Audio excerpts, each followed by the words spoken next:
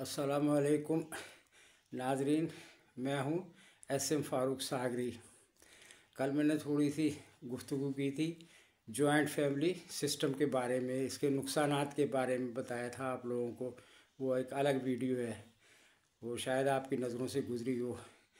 वो उसके बारे में मुझे और थोड़ी सी मालूमात हुई है, तो वो मैं आपकी गोशगुजार करना चाहता हूँ। एक तो ये बात है कि जॉइंट फैमिली के अंदर रह रहे हैं ना, इन्हें बहुत बड़ी जॉइंट फैमिली हो, मतलब ये कि 3 4 5 भाई हों, उनकी औलादें हों, फिर उनकी औलादें हों, वो एक ही घर में रह रहे हों, तो वो यहाँ पर ना ये जो है ना बड़े किस्म के जरासीम पैदा होना शुरू हो जाते हैं।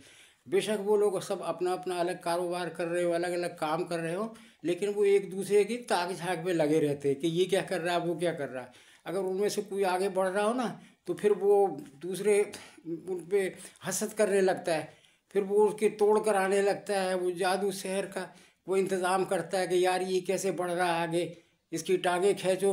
वो जादू वादू करवाना शुरू कर देता है। कभी बकरे की सिरियाँ मिलती है, कभी बकरे के पाए मिलते हैं घर के सामने से, कभी पानी का छिड़काव मिलता है। तो वो एक ये है बहुत बड़ी बात जो है, यानी कि ये मुझे इसके बड़े ज़बरदस्त मुज़िर असरात हैं। यानी कि बेशक आप अलग काम कर रहे हो लेकिन एक घर में रह रहे हो, ये बहुत बुरी जो है ना, बहुत बुराइयों को जन्म देता है एक घर में रहना। दूसरे क्या होता है कि इश्क मुश्क शुरू हो जाता है। उधर उनकी कज़न, उनके ये है सब कज़न वगैरह, लड़के लड़कियाँ, ये वो खेल रहे, ये कर रहे, वो कर रहे, मिलने मुरा रहे, तो वो और भी दास्तानें रकम होना शुरू हो जाती हैं। तो ये जो है मैंने गिरा दी है पहले जो से मुज़िर असरात, एक एक ये भी बड़ा मुज़िर असर है। अब ये देखें हमारे जो है आजकल इतनी होती जा रही है कारोबारी सख्तियाँ, कारोबारी मुश्किलात, कि आदमी बस इसी काम में लगा के यार उसका तोड़ करो, वो कैसे आगे निकल गया, उसकी टांगें खींचो, वो कैसे आगे निकल गया, इन कामों में लगा हुआ है। तो लोग ये जादू वादू करवाने लगे हैं। अब ये जादूगर जो होते हैं ये भी बड़े किस्म के, कोई हिंदू जादूगर, कोई ईसाई जादूगर होता है, लोग उनके पास जाते हैं। पहले तो कोई अपने तोड़ कराता है, जिस पर जादू का शक है वो तोड़ कराने जाता है, वो मुफ्तियों के पास जाता है, खूब इलाज मुआवजा कराता है, लेकिन कोई फाका नहीं होता। आखिर इसको उन्हीं के पास जाना पड़ता है। ये जो हड्डियों से या खून से या कब्रिस्तानों में जाके अमल करते हैं ना, इलाज इनका वहीं होता है। हम जो भी पढ़ लें ना, जो भी कुरानी आयत पढ़ ले, अमूमन ये देखा गया है कि उससे कोई फ़ायदा नहीं होता, और लोग उनके पास ही जाते हैं जो जो हिंदू वगैरह जो है, कि वो क्या करते हैं, कैसे अमल करते हैं। यानी हमारा ईमान कमज़ोर होता जा रहा है। अब ये है कि ये सोचने वाली बात है कि ये जादू कैसे मार्द वजूद में आया। तो ये आपने पढ़ा होगा, सबको पता होगा कि ये दो फरिश्ते थे, हारूत और मारूत। ये बाबुल में शहर में उतरे थे, तो वो लोगों को उनके पीछे पड़ गए कि जी हमें जादू सिखाओ, हमें जादू सिखाओ। अब वो उन्होंने कहा जी हम तो फरिश्ते हैं, हमको अल्लाह का हुक्म नहीं है। तो बहरहाल हम आपको थोड़ा सा सिखा देते कि मियाँ बीवी के दरमियान इख्तलाफ पैदा करना, कि कैसे मियाँ बीवी को लड़ाना है। उन्होंने उनको ये चीज़ें सिखा दी।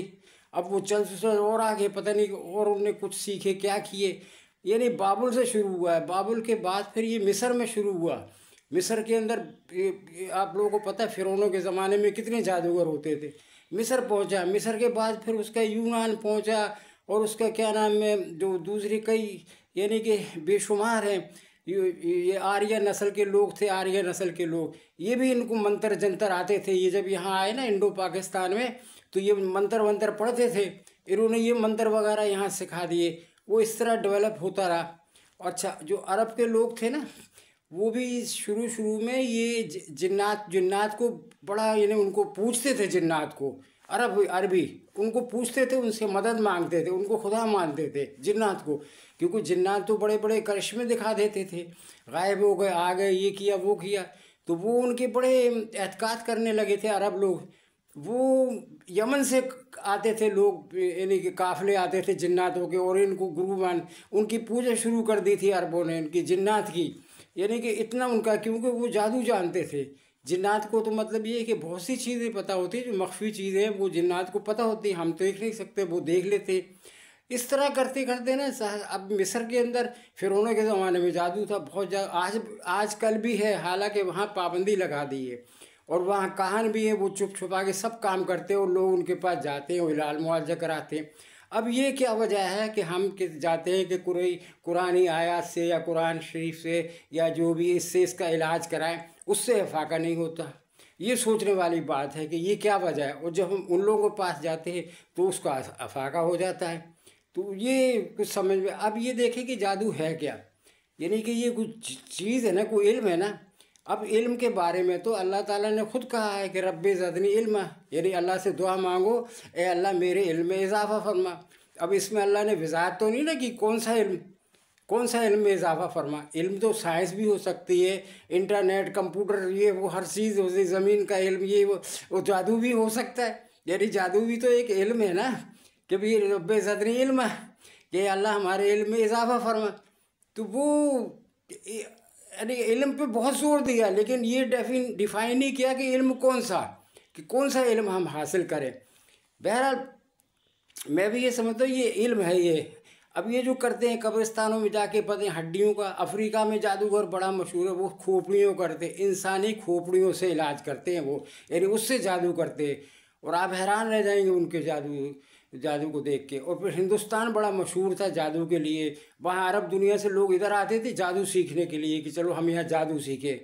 तो वो पता नहीं क्या क्या करश में क्या क्या दिखाते थे कि यहाँ पर वो बड़े उनके मौतक़ित हो जाते थे, और वो उसको बड़ा यानी कि हिंदुओं का जो है ना, अरब लोग के यार ये देखो कितना बड़ा जादू है, ये देखो कितना बड़ा जादूगर है, तो वो सीखते थे यहाँ आके हिंदुस्तान में भी अरब, यानी इस तरह ये जादू फैला है।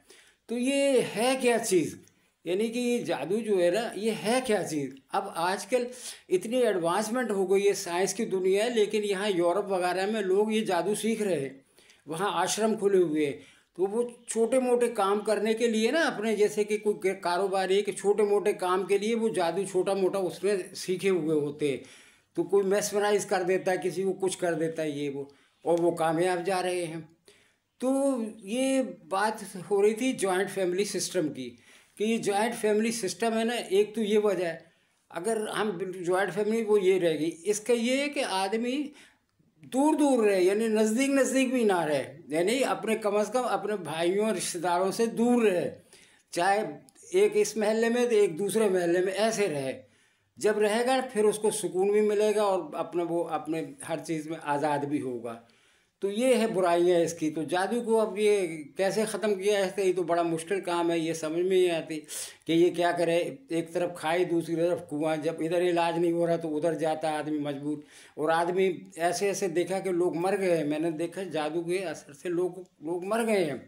तो वो उनकी फैमिलीज बड़ी परेशान है कि यार ये क्या करें हम, किस तरह इसका। बहरहाल ये इसकी जो है ना, इसको एक तो जॉइंट फैमिली सिस्टम जो है ना, ये ख़त्म होना चाहिए, ये ख़त्म करें, दूर दूर रहें। क्योंकि किसी गैर से हमें क्या ताल्लुक़, अब कोई गैर है वो कुछ भी कर रहा है उसके लिए हम हसद नहीं करेंगे, लेकिन जो अपने आगे बढ़ रहे होंगे ना उसकी टांगें ज़रूर काटेंगे, ये होता है, उसकी टांगें ज़रूर काटेंगे। लिहाजा जितने दूर रहोगे उतनी प्यार मोहब्बत बढ़ेगी, जितने दूर रहोगे, और जितने नज़दीक रहोगे तो प्यार मोहब्बत सब ख़त्म हो जाएगी। तो ये सब बुराइयों की जड़ क्या है, जॉइंट फैमिली सिस्टम।